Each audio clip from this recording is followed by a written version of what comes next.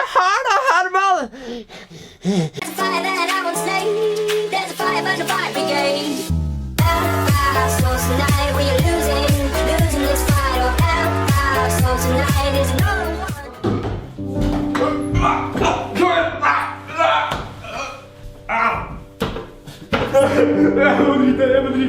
Jeg må drite.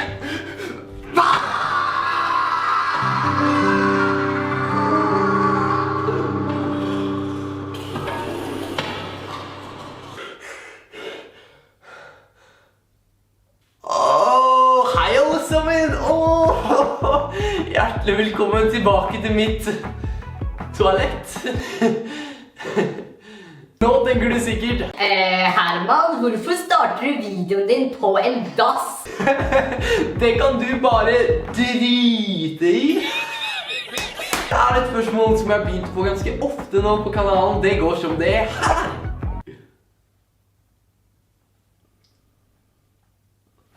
Nei, det var feil. Jeg mener det her.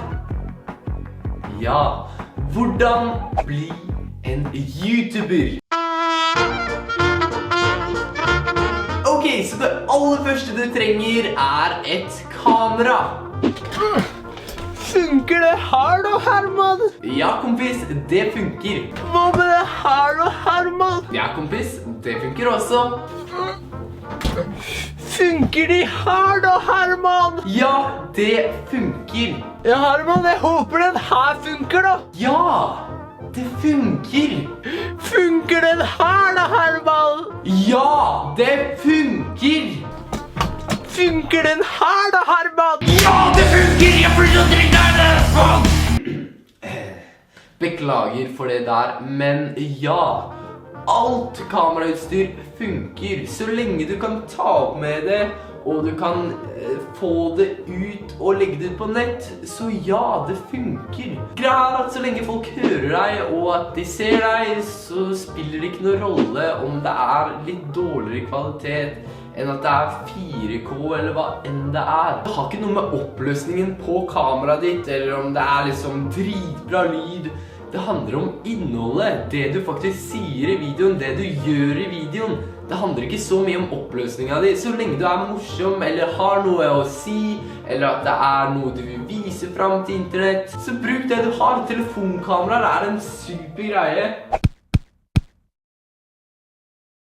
Ok, så det andre som er lurt å ha er et redigeringsprogram. Herman, funker det her da? Ja, det funker. Hva med det her da, Herman? Hva med det der? Ja, det funker! Funker det her da, Herman? Ja, det funker! Beklager igjen, men ja, alt funker. Greit, som jeg sa i sted, det handler om innholdet ditt. Har du noe du har lyst til å si?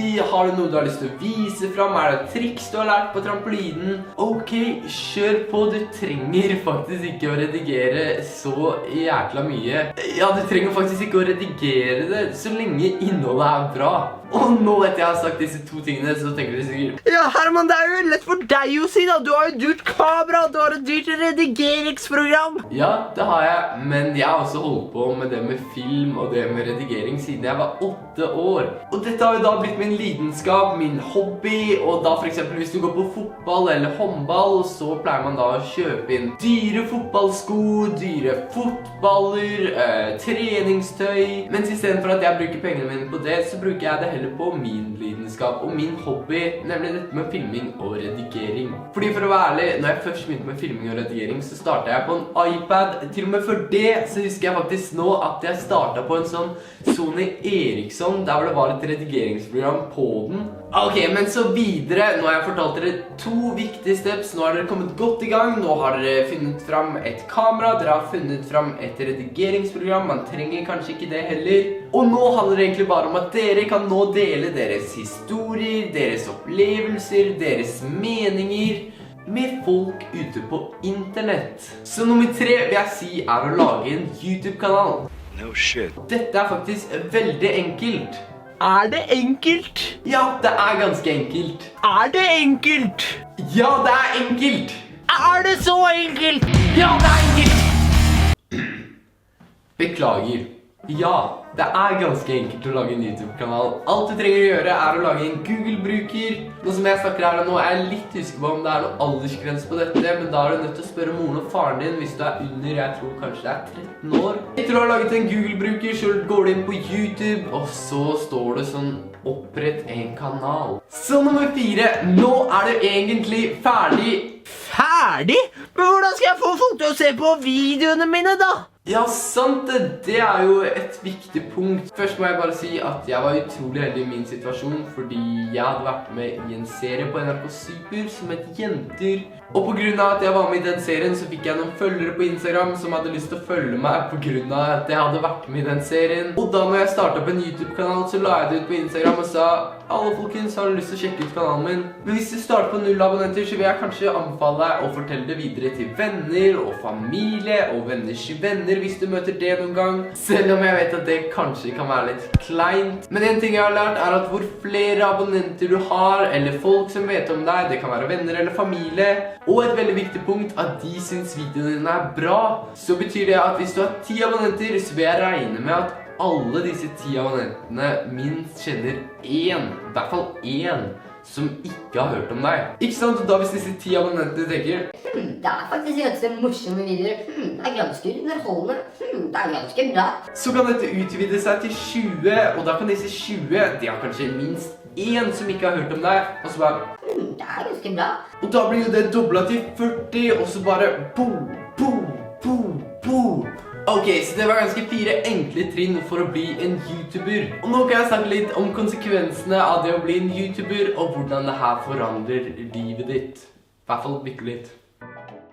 Fokuserer du for mye på YouTube, så kan det gå utover skolearbeidet ditt. Det kan gå utover søvnen din, det kan gå utover fritiden din, det kan gå utover vennene dine, og ikke minst det kan gå utover deg selv innenfor det psykiske, i forhold til det at hvis man får veldig mange slemme kommentarer, eller liksom hatkommentarer, så kan noen folk ta det veldig seriøst, og liksom bli skikkelig irritert over en hatkommentar hvis man selv får det. Og så kan man bli utrolig trist. Jeg følte etter jeg sa det her var den dårligste reklamen for å få folk til å bli youtubere. Men bare husk på det. Det kan være påvirkninger på deg selv, og det kommer helt an på hvor mye du velger å sette inn i YouTube. Men det positive er jo at du får minner, du får nye venner, du åpner opp nye dører, nye muligheter, og ikke minst hvis du er en person som har noe på hjertet eller liker å underholde, så har du faktisk et publikum du kan snakke til og si dine meninger ut til. Hvis du likte denne videoen, legg igjen en like, legg igjen en kommentar, abonner fordi vi snakkes neste tirsdag og fredag klokken 15:00. Ok, ha det bra!